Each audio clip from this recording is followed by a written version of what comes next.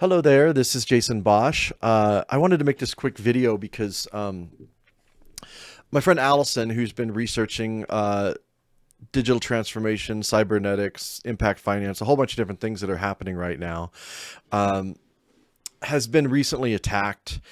And there was something that kind of nasty about it that maybe the person that did it doesn't even realize. The energy that they're putting out there. So I kind of wanted to tell a story from something that I encountered back in 2010 that might inform on this. So I'll just give you kind of the background. So Alison had actually Alison and I had done this critique of a thing called the Greater Reset 3, and one of the speakers was Robert F. Kennedy Jr. And so we had taken a clip out of that larger talk and put it up online. And it caused a lot of controversy, especially, and it's come back up again now because, he's announced his candidacy. So apparently you're not allowed to criticize the hero of the movement. But if you actually look at the original video, there's legitimate critiques in there that can be discussed and maybe debated. But then she made another longer video here. When was this? Just like 4 days ago. She made a longer video that kind of goes into some of her concerns around RFK and the narratives that he's pushing forward, particularly as it ties to these new impact ESG global cybernetic governance system that's coming online. Anyway, so rather than like actually challenging the substance, which is what always happens, people start making personal attacks. And so this guy apparently there were some comments, and there's someone by the name of Danny Katz, who I'm not really familiar with, but this was on a Telegram thing, and you can go to Alison's YouTube channel and watch she's got several long videos that explain this in more detail. But basically, he made this video, not really critiquing any of the substance of her concerns about RFK, but kind of making it more personal, like that she can't be, kind of putting in this idea out there that she can't be trusted and she's a poor decision maker. But then this person, Danny Katz, comes in and says, I agree with you on most fronts, while also feeding into the market, into market anarchy. And you can go, that's what they're building is not market anarchy, by the way. It's governance. It's a governance system. And how to implement it. I also agree wholeheartedly about Alison, which often has me wonder if the dark side is working through her, both to generate fear and to help materialize their shenanigans.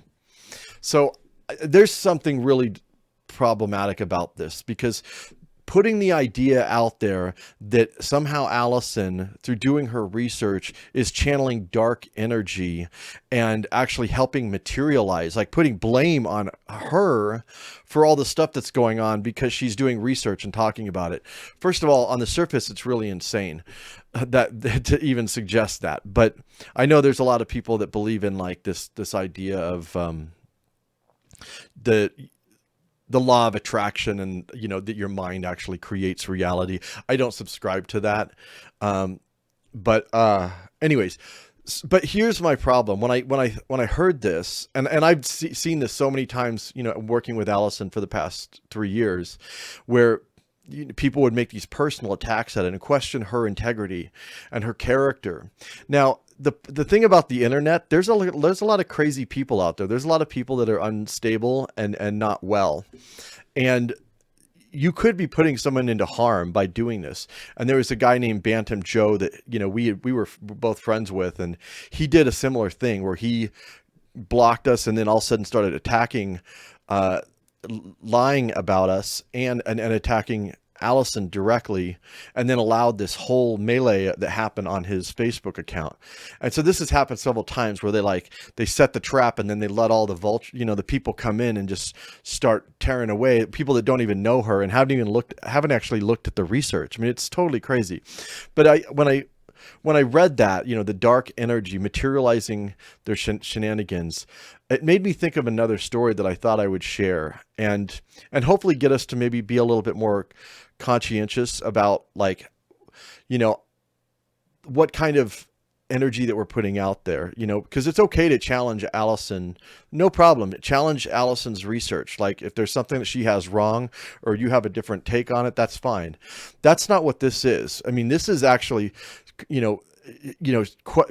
making you, if you have someone that actually believes this, if you get someone, especially someone that's schizophrenic or unstable, that actually believes that Alison is channeling the dark side or whatever, and actually helping to generate fear to help materialize what's coming, that can be very dangerous. And so it's not right to do. And I don't necessarily think that Danny did this with malintent. I mean, I'm hoping that she didn't. I'm willing to give her the benefit of the doubt, but to rethink this approach, because it could have consequences. So anyways, I thought I would share this story. Anyway, so Alison's got several videos on her channel where she tells a little bit more detail about what actually went down, that are worth watching. Also, she's got the critique of RFK Jr. that's also worth watching. And again, challenge it based on substance and merit, rather than attacking people personally, which is wrong. It's not right to do that. And we've all, and I'm sure I've done that. Like, we make mistakes. We're human. But to maybe check ourselves a little bit.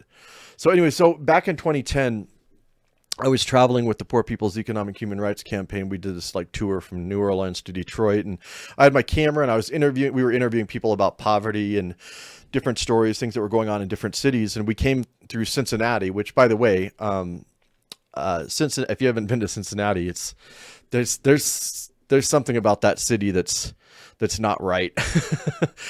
When I go to DC, when I go to Washington, DC, I have this palpable sense of like something's not right here, but because of just my knowledge of all the evil shit that's created that comes out of DC. But anyways, there was something really weird about Cincinnati energetically, but major poverty, serious poverty. So we went to this area, and they called it Over the Rhine. And there was a guy by the name of Buddy Gray. And actually, let me grab a photo of him. So there was this guy, his name was Buddy Gray, and he was an activist in the area. And they ended up starting this thing called the Contact Center, which was a kind of a drop-in center for homeless people to help them get food or help them, kind of navigate things that they needed. So there's a whole story behind this guy about how they ended up taking over a building, and it was a union building, and they ended up turning this homeless up. But it was a neighborhood called Over the Rhine, and there were these developers that were wanting to come in and develop it. And he and his other fellow activists were fighting for the poor and homeless people that were in the area, and a lot of poor people that were like try to stay in their homes, like elderly people that were being pushed out. And so anyways, he was an activist for the poor and homeless in that neighborhood, and also was really fighting the developers. But there was a campaign that was put up against him, and I'll show you a clip of an interview that I did here in a second. But basically what happened was there was all these signs put up around the neighborhood, and all these stories that were coming out in the media, and they were really demonizing him and saying that he's doing bad things and he's corrupt and all this stuff, which is totally untrue. But and there was like a number you could call there. This is in the 90s. So there was a phone number you could call, and it was just like this demonizing him as a human being. And what happened was there was a homeless guy, who actually Buddy had helped, out, on several occasions, I think. And, but he was schizophrenic, and he was off his meds, and somehow he ended up getting his hands on a gun. And then he got it into his head that Buddy Gray was evil and was, doing evil things. And this guy went out and shot and killed Buddy Gray. And so when you put that energy out there, and I'm not comparing the two, I'm not saying that but it could, if you sit there and put out the idea that this person is evil and they're channeling evil forces, you can have somebody that can be unstable, that might do something that we would all regret. So, anyways, I'll show here's a short little video clip from a news piece about Buddy Gray's death, and then I'll show you the interview. Buddy Gray was gunned down in the drop-in center he founded 23 years ago. Police say a little after 9 this morning, the 46-year-old homeless advocate was shot in his office. This man, 56-year-old Wilbur Worthen, is charged with aggravated murder. Sources tell Channel 9 that Worthen thought Buddy Gray was pumping nerve gas into his apartment. Tonight, those who worked beside Buddy Gray are promising to continue his work. No, we certainly a huge void, and it's devastating, but the biggest thing we're all going to do, and that's going to keep us going, is that we're going to continue the fight. Buddy Gray was a tireless worker for the poor and homeless here in Over the Rhine, working to create affordable, decent living conditions for people with almost no political voice. Through nonprofit organizations, Gray owned or controlled 79 properties and the fates of hundreds of poor people in Over the Rhine. The future of the buildings now in the hands of their boards of directors, and the will of those Buddy Gray leaves behind. Yeah, so we were in Cincinnati, and I ended up interviewing some of the people that knew Buddy, and they were telling me kind of some of that story, so I'll share that. In the organizing part of the Over the Rhine, they had a small shelter over off of Main Street, and they actually took over this building that belonged to a union, and eventually they were able to get the building. And so Buddy Gray, who was the one who started this drop-in center, was very involved nationally with the Homeless Coalition in the federal level and also on the state level.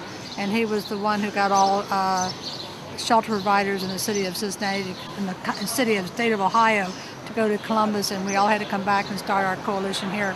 And we have a wonderful homeless coalition in Cincinnati that really work and are concerned for the homeless. And Buddy was a great advocate for the poor and those who were homeless. What were the circumstances behind his death? It's sad because there was, and I'm not sure what group it was, but there were groups who were really against Buddy Gray when the gentrification began happening in the 90s. And there was a sign on, poles, and it said, no way, Buddy Gray, and then there was a telephone number which you could listen to a video, which I never listened to. It was terrible what they said about him.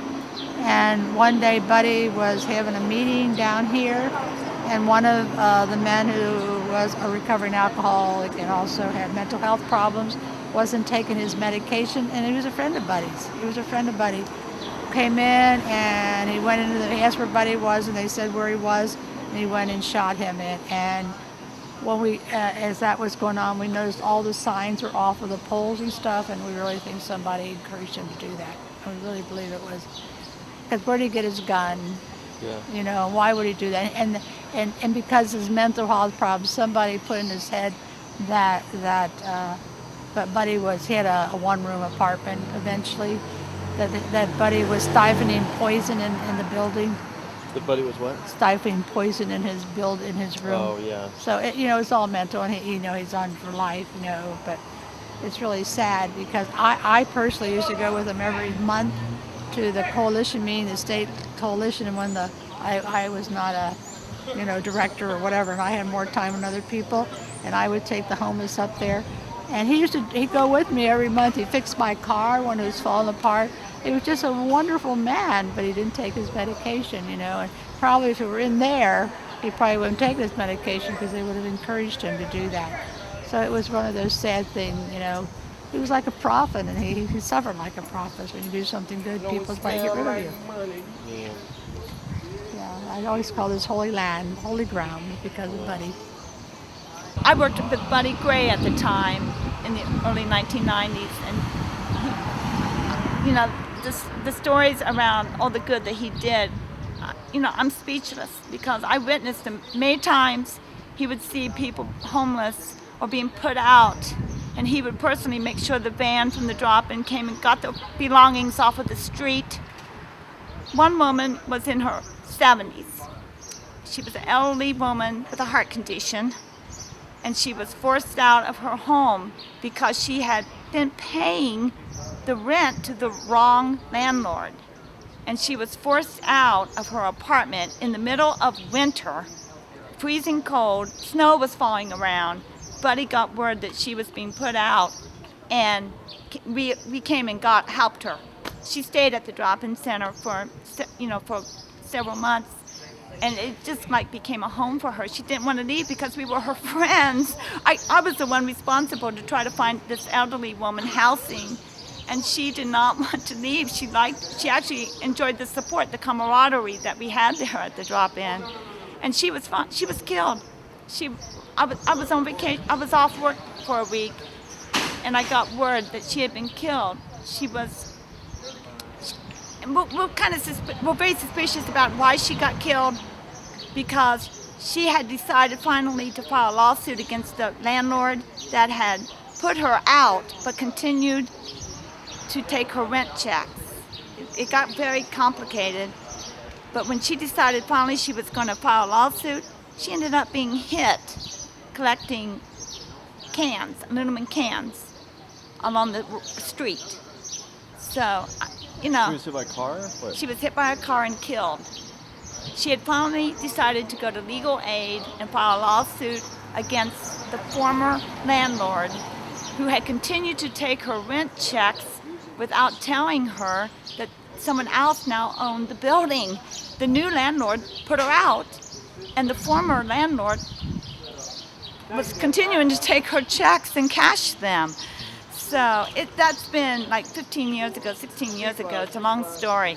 But Buddy was the one who really made sure people in that kind of a situation got the help they needed. And, drop-in centers, he was a legend. He definitely was a legend. Yeah. So, I think this was a setup, actually, this whole thing. And the people that knew him in the community feel like that this was actually a setup to get him killed. That they actually, helped feed this mentally unstable guy information, and then actually got the gun in his hand, because I guess it doesn't make sense that this guy had no money, so that he ended up even with a gun. But my point about that sharing this was, even if it's unintended, by putting those ideas out there, you can have some unstable person do something that's not right. So all I'm saying is, yes, if you have a difference of opinion about Alison's or my or anybody else's work, go ahead and criticize it and challenge it based on substance. But when we get into the space of demonizing people, that's not right. And we shouldn't be doing that. And we should be a little bit more conscious about how we interact, because, even if you disagree with Alison, she's actually a really beautiful human being, and she's doing this because she genuinely cares. And she has a lot of valuable information if you want to take the time to actually learn about what's actually happened. I mean, I'm really grateful, because I've learned so much from working with her the past 3 years. But I am concerned when people attack her on a personal level, and I hope Danny, maybe rethinks some of the comments that she made, and others who have done this too. I've seen other people attack over the years, rather than challenge Alison on the merits of her arguments and the information that she's providing. Making personal attacks about her personality, and it's not right, and we shouldn't be doing that. So that's all I wanted to say. Thank you.